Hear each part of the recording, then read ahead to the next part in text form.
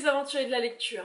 Alors, si vous vous rappelez bien, dans cette vidéo-là, je vous partageais ma pile à lire, notamment ma pile à lire de la loose, qui depuis s'est quand même pas mal étoffée. Quoique j'en ai lu quand même pas mal aussi dedans. Donc si je fais cette vidéo aujourd'hui, c'est pour vous partager ma pile à lire digitale. Et oui, je vous avais parlé dans cette vidéo-là que je lisais aussi depuis peu sur une tablette, et notamment mon iPad. Donc, et depuis, j'ai acquis pas mal quand même de livres qui finissent quand même par faire une pile à lire conséquente. Alors, vous voyez ça? Donc, il y a 2-3 qui sont déjà lus mais que je garde parce que je n'ai pas encore fait de vidéo dessus. Donc, je les mettrai dans un autre dossier par la suite. Et en attendant, les autres, je ne les ai pas lus. Je vais vous les mettre un par un, sans trop en parler, parce que voilà, c'est juste pour vous présenter la pile à lire et non pas pour faire une revue de lecture. Et puis voilà, on va voir ça au fur et à mesure. Donc nous avons en premier Paulo Coelho, l'alchimiste. Alors oui, parce que c'est un livre dont tous les gens qui font du développement personnel, que je suis un minimum, disent qu'il faut lire. À ce qui paraît, ça renvoie à pas mal de choses de la vie personnelle des gens et ça fait beaucoup réfléchir. Donc je me suis dit, quitte à le trouver, autant le prendre. Et donc celui-là, je vais essayer de le lire assez rapidement. J'ai déjà lu une fois un Paulo Coelho et j'avais énormément adoré ce qu'il avait fait. Alors je sais plus, c'était un truc sur la rivière Piedra ou un truc comme ça. Si je retrouve le nom du livre, je vous le mets là. Et je vous le recommande à 100%. J'ai beaucoup aimé la façon dont l'histoire avait été amenée, la façon dont il écrit. Donc ça, c'est pour bientôt. Y aura-t-il trop de neige à Noël par un collectif d'auteurs de romances? Alors, je suis en train de le lire. Je m'étais dit que je me chercherais un livre pour la période des fêtes, notamment de Noël, tout ça. Et je suis tombée sur celui-là. Alors, c'est de la romance, c'est pas ce que je préfère, franchement. Après, c'est des petites histoires, donc c'est facile à lire, c'est facile à comprendre et ça se déroule assez rapidement. Après, je trouve qu'il y a des histoires qui sont faciles, hein. C'est-à-dire que même l'écriture, je trouvais que les auteurs n'étaient pas allés très loin, que c'était un peu du déjà vu, déjà fait, ou des trucs, enfin, c'est des scripts de télé, quoi, d'émissions, enfin, de films, voilà, quoi. Donc, je lis, c'est simple à lire, mais je ferai pas une vidéo dessus, c'est pas, voilà, c'est pas révolutionnaire, quoi, pour moi. Et puis je trouve pas que, en dehors que les situations se passent sur le temps de Noël, ça n'amène pas beaucoup, ou du Nouvel An, ça n'amène pas pour moi beaucoup de magie de Noël, ou ça ne met pas dans une ambiance de fête de fin d'année, donc enfin s'ils ont mis Noël, je pense que c'est pour réussir à le vendre, mais en soi, bof quoi. On a Sombre Étoile de Mallory Blackman. Franchement, vous voyez la couverture, je l'ai pris que pour la couverture. Ça se résume à ça, je ne connais pas l'histoire, c'est comme ça. Pareil, La vie est un millefeuille à la vanille de Lars Vasa Johansson. Donc vous voyez sa couverture, je suis pas allée plus loin que ça, je l'ai vu, je l'ai pris, voilà.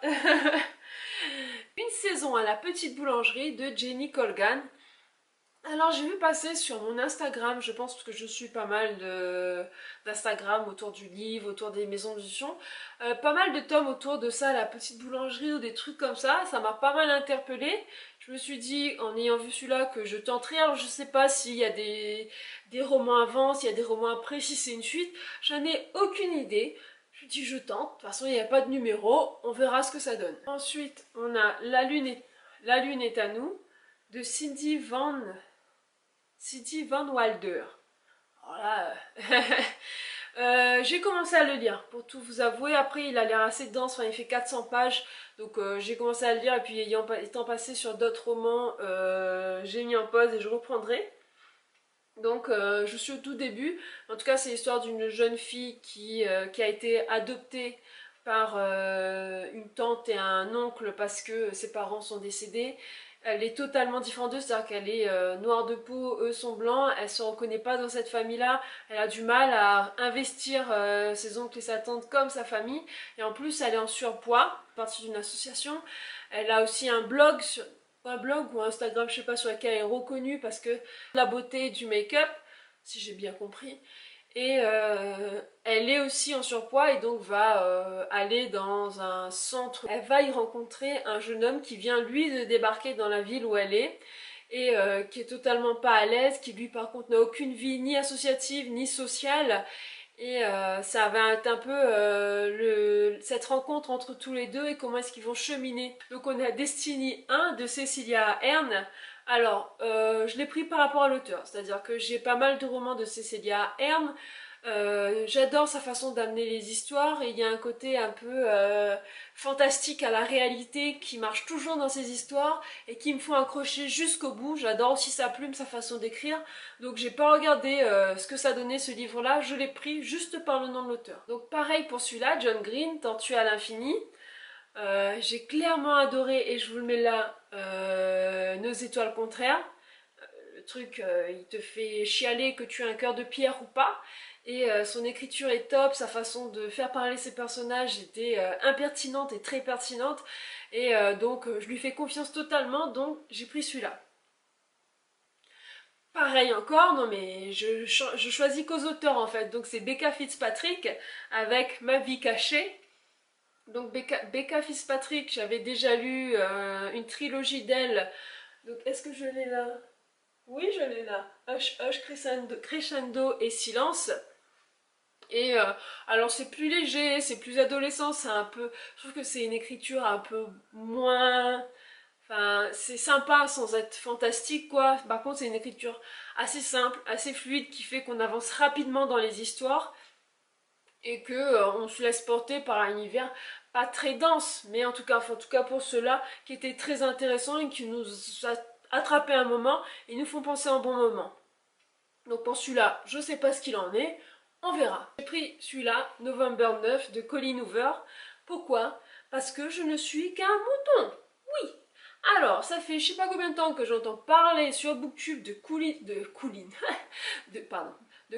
Hoover. Colleen Hoover, tel roman, j'ai vu un roman de Colleen Hoover, je me suis dit je vais pas chercher plus loin, je prends celui-là, je me ferai mon avis et on verra. Alors l'histoire je sais pas, on verra bien. Mémoire d'un chat de Hiro Arikawa. Là c'est simple, c'est-à-dire que ça parle japon. C'est-à-dire que ça a été traduit du japonais, c'est un lien avec le Japon. Faut pas chercher plus loin, hein. Vous savez, je suis addict, voilà quoi, j'adore le Japon. Donc, Japon, ça fait tilt, chat, Japon, c'est parti, tu prends, tu mets. Donc, c'est ce qui s'est passé. Des fois, je prends pas trop la tête pour prendre des livres. Nous avons celui-là, Love Song de Sophia Bennett. Je sais pas. Franchement, lui, il atterrit là, je sais pas. Je crois que c'est la couverture, ou bien j'ai dû lire le résumé, je me suis dit que ça a l'air sympa. Pour l'instant, il est là, il me parle pas plus que ça, on verra. Ça doit parler de lui-même, c'est encore à cause de l'auteur, Bernard Werber, Depuis l'au-delà. Donc clairement, je suis une fan de Werber, j'ai lu toute la série autour des dieux, les Thanatonautes et tout ça.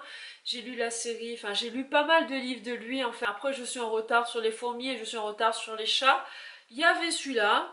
Je me dis que ça sera toujours un plaisir à lire et que bah voilà, faut prendre quoi, faut pas rechigner. Ensuite, j'ai pris ça, Glow de Amy Kathleen Ryan. A heart will determine the future. Quel anglais! Waouh! Donc, ça me fait penser un peu à Phobos. J'ai lu Phobos 1, j'ai adoré, je vous en parle bientôt aussi dans une vidéo. Ça m'a fait penser un peu à Phobos, je me dis bah pourquoi pas, je vais essayer, on verra. C'est pas de la grande littérature, après pareil, Phobos non plus c'est pas de la grande littérature. Mais c'est chouette quand même, c'est pas grave. Et donc je me suis dit bah on va tenter. Elsie Walden, Métamorphose de Olivier Guérard. Alors là, je sais pas pareil. Je n'ai aucune explication à vous donner. Je sais pas pourquoi il est là, je l'ai pris, voilà, bah il est là, c'est pas grave. Ok? Par la suite, Oscar et la Dame Rose de Eric Emmanuel Schmitt. Je crois qu'il a fait un bon résumé et que c'est ce qui fait que je l'ai pris. En tout cas, moi, la couverture me plaît beaucoup. Je pense que ça va être une jolie histoire. Donc, je suis preneuse. Ensuite, Everything, Everything. Oui, effectivement, je continue à faire mon mouton. Je l'ai vu sur Booktube. Plusieurs personnes en ont parlé. Donc, je me suis dit que il fallait que je me lance. Après, le problème, c'est que j'ai lu que c'était aussi difficile que... comment ça s'appelle? Je vous donnerai mon avis, ceux qui savent, que Nos étoiles contraires. Et du coup, je ne l'ai pas lu. J'avais très envie de le lire. Et pour l'instant, Nos étoiles contraires, c'est encore très frais dans ma tête. Donc, je vais faire une pause. Je vais attendre. Je pense que ça sera début d'année prochaine. Je m'attaquerai à lui. Pas maintenant quand même. Il faut arrêter de se torturer. Hein. Donc les enchantements d'Ambremer, le tome 1 de Pierre Level. Alors j'ai commencé à le lire, ça a l'air d'être un univers très dense, en tout cas j'aime beaucoup les descriptions, j'aime beaucoup comment est-ce que la magie intervient brutalement dans cette réalité assez normale, quoi, qui paraît assez normale en tout cas, un Paris assez d'époque et dans lequel la magie intervient. J'aime beaucoup cette façon d'amener les choses. Après, c'est de ma faute, j'ai commencé plusieurs lectures entre temps, donc j'ai fait une pause sur celui-là, mais c'est avec plaisir que je vais le reprendre assez rapidement, je pense. J'ai dansé pieds nus dans ma tête de Olivia Zetlin, c'est ça. Le titre, tout simplement. Le titre, ça paraît d'être une folie douce. Le titre m'a capté, l'image est sympa, donc je l'ai pris comme ça. Pareil, 1000 baisers pour un garçon, donc ça a l'air d'être une romance, mais assez ado, donc ça va encore. L'histoire avait l'air sympa aussi, donc là j'ai pas en tête ce qui était écrit dessus, mais ça avait l'air tranquille, ça a l'air d'être une histoire assez sympathique, sans trop prise de tête, donc des fois il en faut aussi des comme ça, donc voilà. La Servante écarlate, oui, je n'ai jamais lu La Servante écarlate. Et j'ai bien vu que ça avait l'air d'être un livre fantastique. Il y a un film aussi qui a l'air génial et que beaucoup de booktubeurs en ont parlé hyper bien. Donc il faut absolument que je lise, c'est un classique je pense, et donc il faut que je m'y mette. Donc j'ai pas hésité à le prendre. Et il faut vraiment que je me mette un coup de pied au cul là. Encore du Sophie Kinsella avec Audrey retrouvée. Mais c'est pas grave. Comme je vous l'ai dit dans mon dernier haul, ben Sophie Kinsella j'en ai des tonnes. Je lis quand j'ai envie d'une pause, quand j'ai envie d'un truc de plus sympa. Même si c'est quand même assez bien écrit, même très bien écrit je trouve Sophie Kinsella. Et qu'elle nous emmène chaque fois dans des univers normaux, mais de gens assez fantastiques quoi.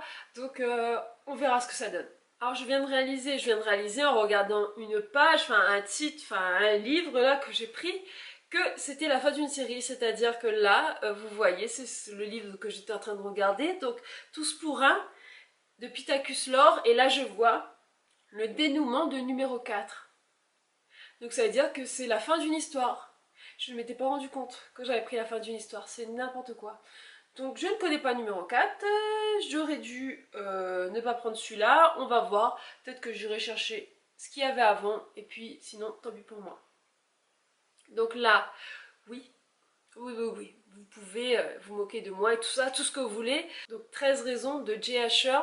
Donc si vous êtes sur la planète Terre, vous avez vu le déchaînement qu'il y a eu cette année sur la série 13 raisons, 13 Reasons Why. J'adore l'anglais.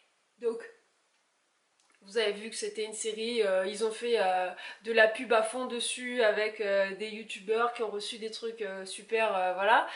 Et tout le monde a regardé cette série. Le problème, c'est que j'ai vu pendant que la série sortait qu'il y avait un roman, et donc je me dis je regarde très peu de séries, que j'irai lire le roman. Sauf que à ce moment-là, tout le monde aussi lisait le roman, et que du coup, il y a eu des bons échos du roman. Sauf que moi, généralement, quand il y a un truc qui marche vraiment comme ça, j'ai du mal à me mettre dedans en me disant que je vais avoir un avis formaté.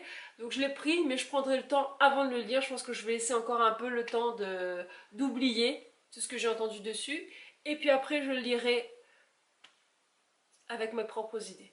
Donc voilà, c'est ce que j'ai dans ma pile à lire. Alors je vous ai dit, il y avait d'autres romans sur mon dossier qui sont des livres que j'ai déjà lus et que je vais vous présenter bientôt. En tout cas, vous voyez, j'ai fait une pile à lire digitale qui est pas mal quand même. C'est n'importe quoi, j'aurais jamais le temps de lire tout ça, plus ma pile à lire qui grossit comme... voilà quoi, c'est pas normal. Donc si vous connaissez certains de ces titres, dites-moi s'ils sont chouettes, si vous les avez aimés, ce que vous en pensez, ça me donnera peut-être plus envie de lire cela ou de le prioriser. Pareil, s'il y a un livre que vous souhaitez prioriser, que je lise, dites-moi. S'il y a des livres que vous avez, que vous souhaitez faire des lectures communes, pareil, mettez des messages dans les commentaires. Et puis j'espère que cette vidéo vous a plu. À ciao, bye les amis!